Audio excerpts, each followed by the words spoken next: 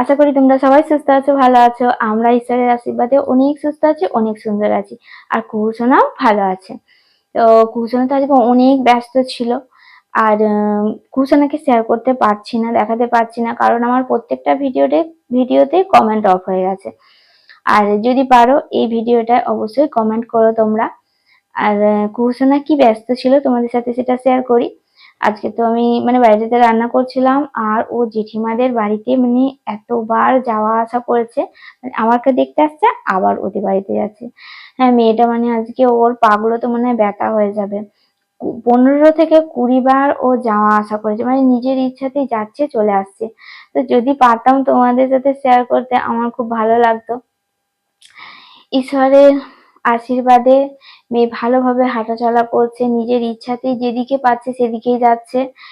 ও যে আগের ভিডিওটায় বলেছিলাম যে মেয়ে যখন তখন ফিট হচ্ছে আর পড়ে যাচ্ছে, কিরকম একটা অবস্থা তোমরা বুঝতেই পারছো কি পরিস্থিতির মধ্যে দিয়ে আমাকে কাটাতে হয়েছে। একমাত্র শুধুমাত্র আমার প্রভুর প্রতি বিশ্বাস, আর ওনার কে যে পেয়ে আমি যে ধৈর্য ধরে আছি যে না কিছু হবে না, ও যাক, এইরকম ভাবে যে একটা ছেড়ে দেওয়া সন্তানকে, এটা কিন্তু অনেক বড় ব্যাপার। তোমাদেরকে বলে বোঝাতে পারছি না। আমি তো আগে এরকম পরিস্থিতি কাটিয়েছি একবার। তো এর আগে, হ্যাঁ, বছর হয়ে যাবে।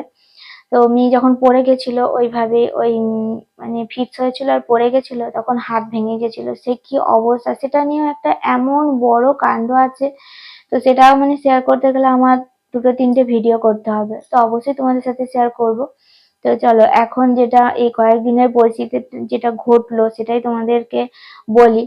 তো প্রথমে তো যেদিনকার ফিটসটা আরম্ভ হলো সেদিনকার তো অনেকবার হয়েছিল। তারপর আস্তে আস্তে আস্তে আস্তে এখন অনেকটাই কমেছে। তো এই 2বার কি 1বার করে হচ্ছে এরকম। আর প্রভুর দয়াতে মেয়ে এখন অনেক ভালো আছে, সুস্থ আছে, সুন্দর আছে। আর যেখানে সেখানে বললাম তো হাঁটাচলা করছে। আর প্রভু সর্বদাই ওই সন্তানকে দক্ষিণ হস্ত দিয়ে ধরে আছে। এটা আমার বিশ্বাস যে ওই সন্তান সেই সর্বশক্তিমানের ছায়ায় আছে, ওর কোনো ক্ষতি হবে না। ও পড়ে গেলেও সমস্ত কিছু অঙ্গ প্রত্যঙ্গ ও সব ঠিক থাকবে, কিছু হবে না। কিন্তু পড়ে গেছে, কিন্তু অনেকবার ও পড়ে গেছে। এই 2-3 দিনের কথাই বলছি আমি। ও পড়ে গেছে, কিন্তু মাথায় লেগেছে। তারপর কি পড়ে গেলে যেমন হয়, কোথায় লেগেছে ও তো আর বলতে পারছে না, কিন্তু আমরা হয়তো আওয়াজটা শুনলাম যে মাথায় লেগেছে। তো যাই হোক, সবকিছুই ভালো আছে, সুস্থ আছে, সুন্দর আছে।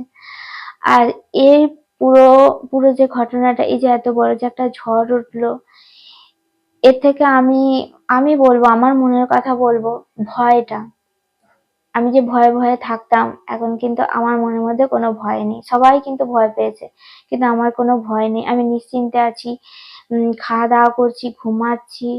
আর আগে কি হতো, খেতে যাব কি, সেই মেয়ের সেই কষ্টটা যে পড়ে যাবে এক্ষুনি, এটা মনে মনে পড়ে যেত। আর কি খেতে পারতাম না, খাওয়া দাওয়া বন্ধ, সবকিছু টোটালি বন্ধ হয়ে যেত। এমন কষ্ট হতো।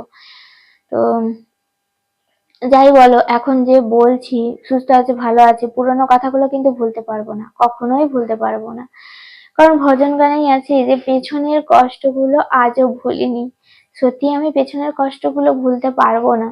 কারণ আজ যা পেয়েছি, প্রভুর দয়াতে আমি যা পেয়েছি, আর পেছনে যা কষ্ট পেয়েছি, সে তার তুলনায় আজকে আমি অনেক ভালো আছি, অনেক ভালো আছি, অনেক সুন্দর আছি। তো বিশেষ করে আমার আমার কি বল, আমার মানসিক যে চিন্তা, সেই চিন্তা চলে গেছে। আর ঘুম, খাওয়া দাওয়া, সংসারের কাজকর্ম, সমস্ত কিছু একদম সুন্দরভাবে হয়ে যাচ্ছে।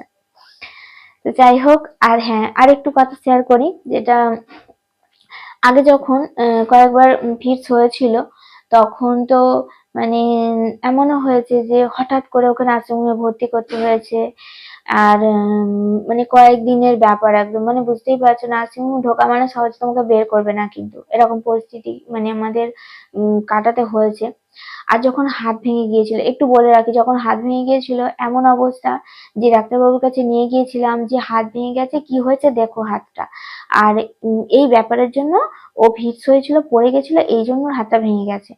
তো তখন ডাক্তারবাবু কি বললো জানো তো, বললেন যে আগে ওকে মানে ভর্তি করতে হবে, নার্সিংহোমে ভর্তি করতে হবে, ওর ফিটসটা কন্ট্রোল করতে হবে, তারপর ওর হাত প্লাস্টার হবে।